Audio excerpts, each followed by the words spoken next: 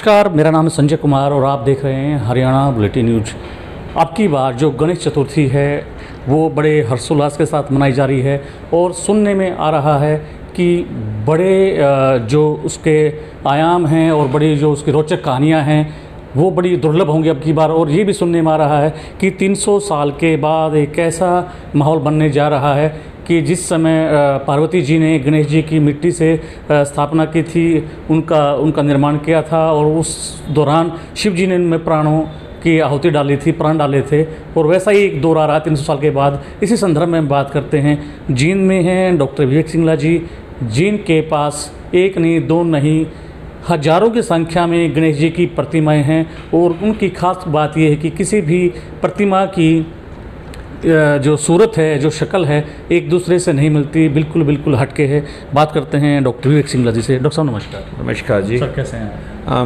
मैं बढ़िया हूँ, आप बताइए। जी मैं बहुत बढ़िया हूँ। और सर आपका संग्रहालय देखा है जो गणेश जी का जो आपने बनाया है, बड़ा यूनिक है। कैसे जहन में आया कि भी हमने गणेश जी के प्रति ऐसी भावना, श्रद्धा और ऐसी मूर्तियाँ इकट्ठे करने का? 17 साल की उम्र में जब लोगों को प्यार होता है, मुझे गणेश जी से प्यार हो गया जी। तो हमने बस मूर्तियाँ इकट्ठी करनी शुरू कर दी और आज 3284 मूर्तियाँ मेरे पास हैं। तो ऑलमोस्ट 30-32 साल हो गए मुझे मूर्तियाँ इकट्ठे करते हुए। ये जो शौक़ लगा 17 साल की उम्र से, जब कहते हैं कि यहाँ एक युवक को युवा पीढ़ी में आने के बाद आकर्षण हो जाता है लड़की के प्रति, और आपका आकर्षण हुआ गणेश जी के प्रति, तो ये जब आकर्षण आपका बढ़ा तो घर वालों ने कहा नहीं कि भी हाँ भाई पढ़ाई में ध्यान दो? कहाँ मूर्तियों के पीछे लगे हो?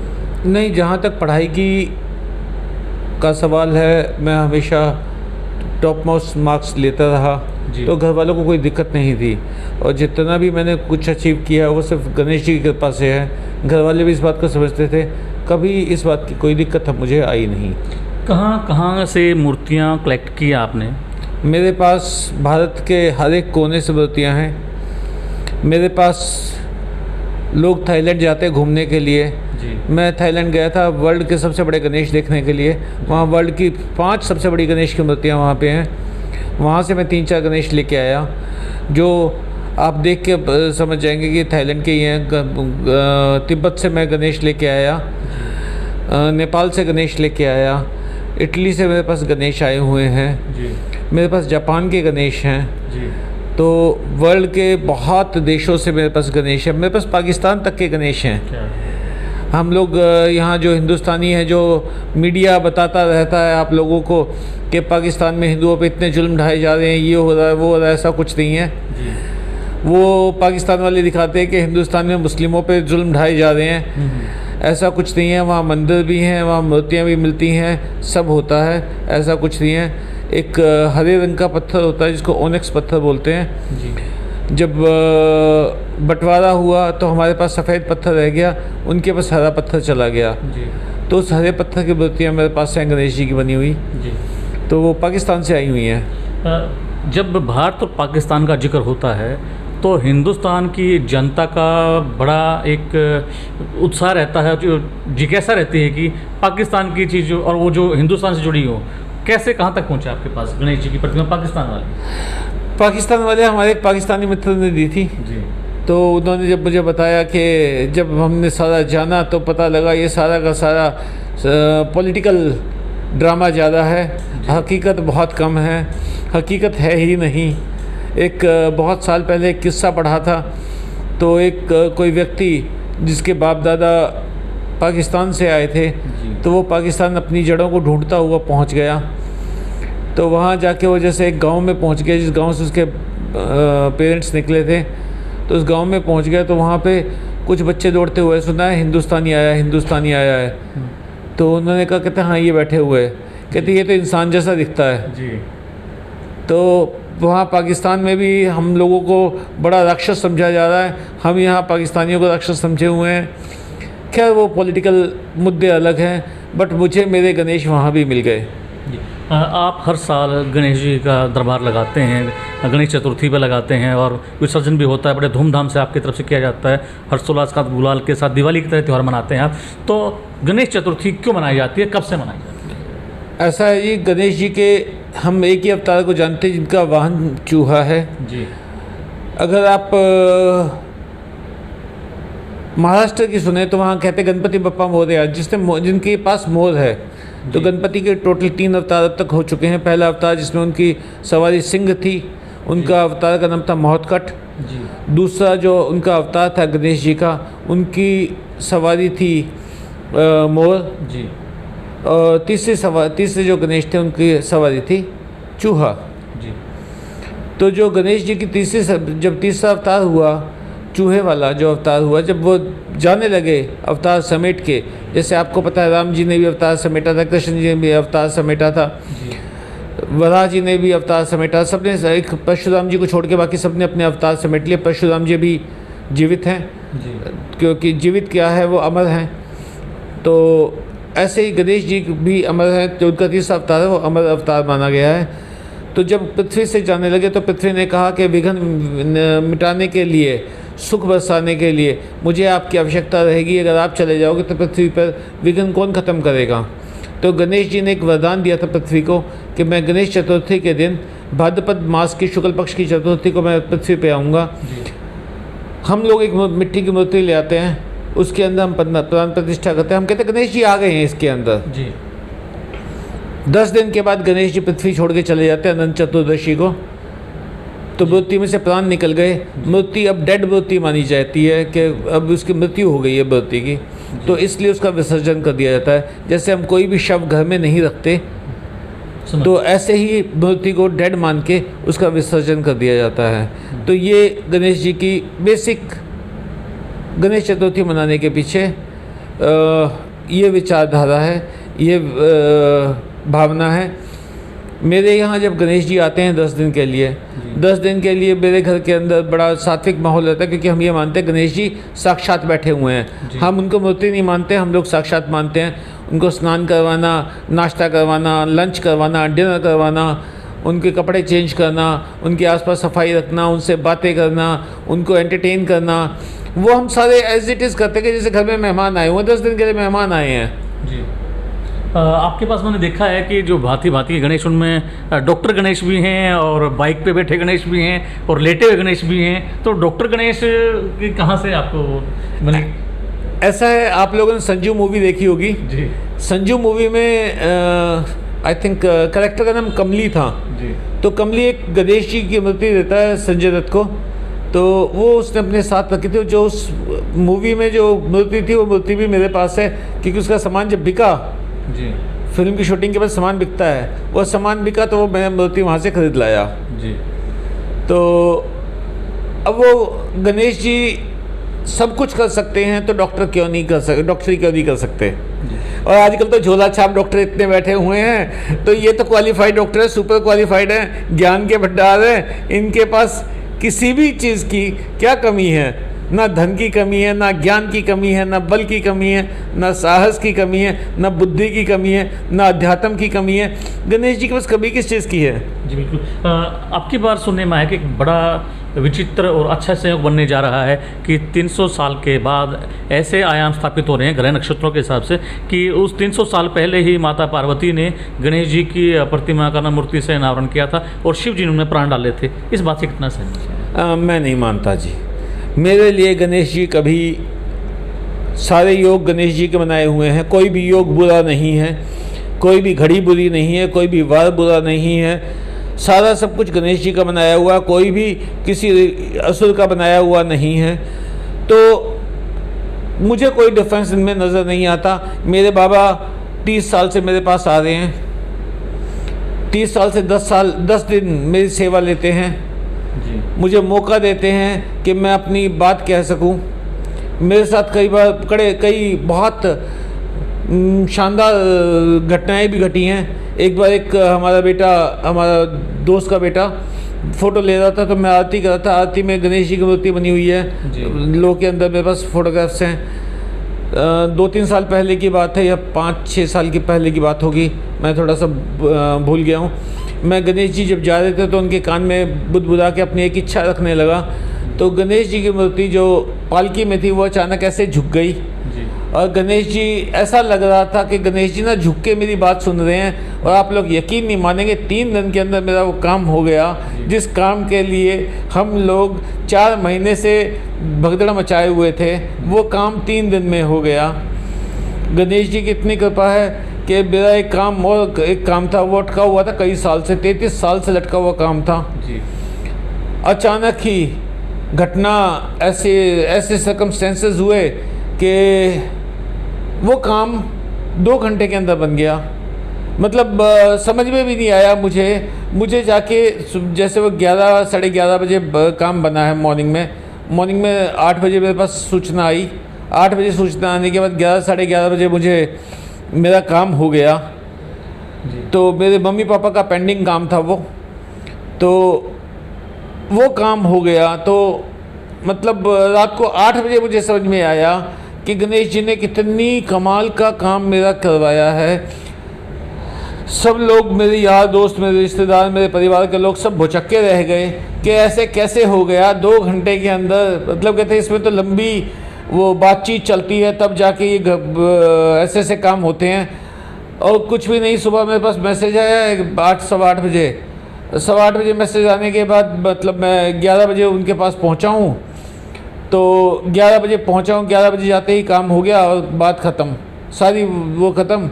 और वो जिस बंदे ने मेरा काम फंसाया हुआ था, उस बंदे ने मुझे सॉरी बोला जी। कहता भाई साहब ऐसे गलती हो गई। बस अब ये गणेश जी की कृपा नहीं है तो क्या है जी। साइंस का युग है, 21वीं सदी है और आप डॉक्टर हैं, और जहाँ साइंस की और आस्था की बात आती है, एक डॉक्टर होने के नाते आपका इतना विश्वास, क्या कहेंगे इसके बाद? ऐसा है, मेरी बात सुनिए, डॉक्टर आपको क्या लगता है भगवान को नहीं मानते? हम भगवान के चमत्कार रोज देखते हैं। आप लोग चमत्कार नहीं देखते हो, हम चमत्कार देखते हैं जी। आपके शरीर से जी कहीं चोट लग गई, खून निकलना शुरू हुआ जी। अगर आप उसको माइक्रोस्कोप में देखें जी, एकदम सारी कोशिकाएं भागती हैं, वहाँ पे गट्ठड़ बना देती हैं एक खून का, ताकि वो खून बहना रुक जाए जी। आपको ब्लड लॉस ना हो जी। हम तो रोज चमत्कार देखते हैं। अब एक दांत, मैं डेंटिस्ट हूँ, अब दांत के अंदर इतना छोटा सा दांत, उसके अंदर 3 तरह के टिश्यू होते हैं, बीच में पतली बाल जैसी नसें हैं, हर एक दांत के अंदर जान है। ये सारा चमत्कार किसने किया? ये साइंस ने नहीं बनाए हैं, ये भगवान ने बनाए हैं जी। तो ऐसा कुछ नहीं है कि मतलब डॉक्टर्स भगवान को नहीं मानते, डॉक्टर्स भगवान को मानते हैं जी। बिल्कुल, डॉक्टर को भगवान का दूसरा रूप माना जाता है और डॉक्टर भी भगवान को मानते हैं। तो आपकी बार किस तरीके का आपके घर में गणेश चतुर्थी पर आयोजन रहेगा गणेश जी? परसों 12 सवा 12 बजे गणेश जी का आह्वान किया जाएगा। गणेश जी को मूर्ति में स्थापित किया जाएगा जी। मूर्ति में स्थापित करने के बाद उनको, क्योंकि वो थके हुए आएंगे, गणेश लोक से इतनी दूर से आना है उनको, तो वो आएंगे। तो आने के बाद उनको हाथ मुंह धुलवा के, तो सबसे पहले हम लोग उनको शरबत ऑफ़र करेंगे जी। शरबत ऑफ़र करने के बाद फिर उनको नहाने धोने का उनका इंतज़ाम होगा। स्नान वगैरह होने के बाद उनको नए वस्त्र पहनाए जाएंगे, जेवर आभूषण पहनाए जाएंगे। वो पहनाने के बाद फिर उनको उनकी पहली आरती होगी और उनको भोजन करवाया जाएगा। और उसके बाद फिर रात को, हर रोज़ रात को 8:30 से लेकर 10 बजे तक मेरे यहाँ बड़ी पूजा होती है गणेश जी की जी। उसके अंदर ऑलमोस्ट 50, 60, 70, 80 लोग हिस्सा लेते हैं। 9 सितंबर को गणेश जी विदा लेंगे। गणेश जी जब विदा लेंगे तो हम सब क्या करते हैं, गणेश जी की पोटली में अपनी चिट्ठियाँ, अपनी इच्छाएं डाल देते हैं। ये मानते हैं जब 10 दिन आपके घर में रहेंगे गणेश जी, तो आपके घर के सारे कष्ट जान लेते हैं, सारे दुख जान लेते हैं, सारी कमियां जान लेते हैं। तो ऊपर जाके वो सैंक्शन कर देते हैं आपकी सारी इच्छाएं, सारी कमियां सब दूर करने का सब सिस्टम बना देते हैं वो। तो 9 तारीख को जब वो जाते हैं तो वो पहले बार नमकीन खाना खाते हैं जी। तो उस दिन उनके लिए पूरा थाल सजता है, तो वो उनको एक एक टुकड़ा करके खिलाया जाता है। और उसके बाद जब गणेश जी खाना खा लेते हैं तो फिर उनके बच्चे, हम सारे गणेश भक्त तकरीबन 150 के तकरीबन लोग इकट्ठे हो जाते हैं। तो हम सब लोग भोजन करते हैं। गणेश जी के भोजन करने के बाद फिर गणेश जी की अंतिम आरती होती है, साल की अंतिम आरती होने के बाद फिर गणेश जी को लेके हम नहर पे जाते हैं। गणेश जी को नहला के मूर्ति वापस ले आते हैं। मैं मूर्ति विसर्जित नहीं करता, मैं पर्यावरण वाला हूँ। तो मूर्ति को कभी विसर्जित नहीं करता, वो मूर्ति मेरे म्यूज़ियम में आ जाती है। अब की बार मूर्ति मैं बहुत बड़ी ले आया हूँ, 4 फुट की मूर्ति ले आया हूँ। तो बस अपने घर में वही जगह ढूंढ रहा था कि 4 फुट की मूर्ति कहाँ पे सजानी है। तो क्या कभी जींद के लोगों को एक म्यूजियम या प्रदर्शनी के माध्यम से ये देखने को मिलेगा कि हाँ, जींद में एक ऐसा कोई गणेश भगत है और जिसके पास 3000 से ऊपर गणेश की प्रतिमाएं हैं, वो भी अलग अलग? ऐसा है, देखिए प्रदर्शनी लगाना तो इम्पॉसिबल है। देखिए इतनी मूर्तियाँ लेके जाएंगे, एक आधी मूर्ति कोई टूट जाएगी और मेरे सालों की मेहनत ख़राब हो जाएगी। तो मेरे यहाँ किसी को मनाही नहीं है, कोई भी आ सकता है, कोई भी देख सकता है। मेरे क्लिनिक आवर्स में जो मेरे हॉस्पिटल के घंटे हैं उसी के दौरान आ सकते और वो देख सकते हैं, कोई हम किसी को मना नहीं करते। गणेश चतुर्थी पे क्या संदेश है जींद की जनता के? गणेश जी ने एक गीता, गणेश जी गीता भी है, हम लोग सिर्फ भगवान कृष्ण की कही गीता जानते हैं, गणेश जी की भी एक गीता है। टोटल 8 गीता हैं। गीता हम 99% हिंदुस्तानी जानते ही नहीं कि 8 गीता हैं। उसमें एक गणेश गीता भी है। गणेश जी ने कहा है कि 4 चीज़ें इंसान को बेहतरीन बनाती हैं। या तो बंदे में बहुत ताकत हो, शारीरिक ताकत, बल हो, या रूप हो बंदे में बहुत खूबसूरत हो, तीसरा या उसमें बहुत ज्ञान हो, और चौथा या उसमें अध्यात्म हो। ये 4 तरह के आदमी ही बेहतरीन बन सकते हैं, समाज के लीडर बन सकते हैं। पर आज के जो हालात हैं, जो सिस्टम चल रहा है, गणेश जी की गीता अगर आप फॉलो करने लगते हैं, गणेश जी कहते हैं मैं किसी को वरदान नहीं देता, मैं किसी के सामने प्रकट होके ये नहीं कहता हाँ जी मुझे 50 करोड़ चाहिए तथास्तु बेटा, ऐसा नहीं होगा कभी भी। गणेश जी बोले तुम काम करो, दिन रात काम करो,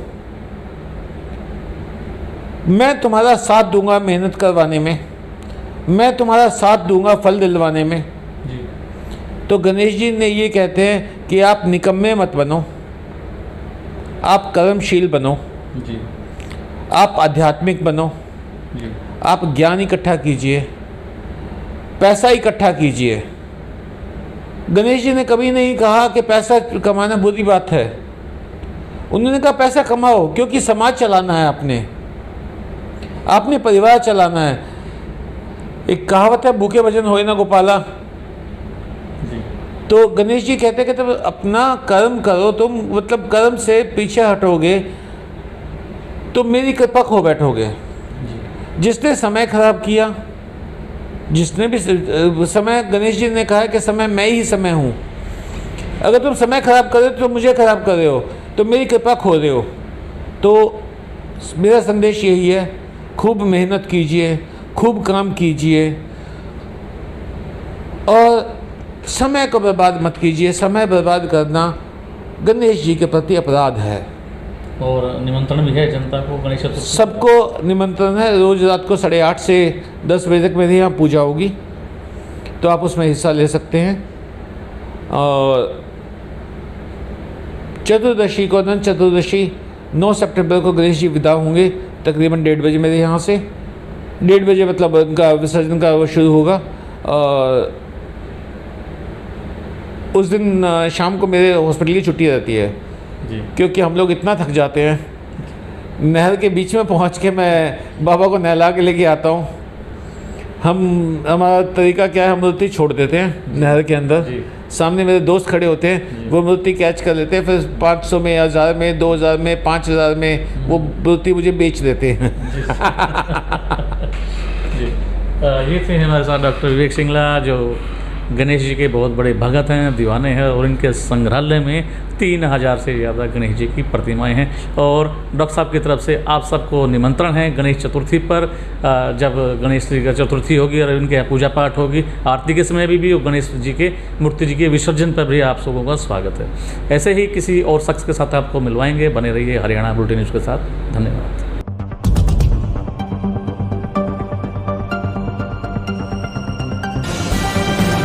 हर खबर का मतलब ब्रेकिंग न्यूज नहीं, हर बहस का मतलब हंगामा नहीं, हर लाइव का मतलब तमाशा नहीं, खबर वही जो हो बिना तोड़े मरोड़े। हरियाणा की सारी खबरें बिना तोड़े मरोड़े अब केवल हरियाणा बुलेटिन पर। सीधी बात, नो बकवास।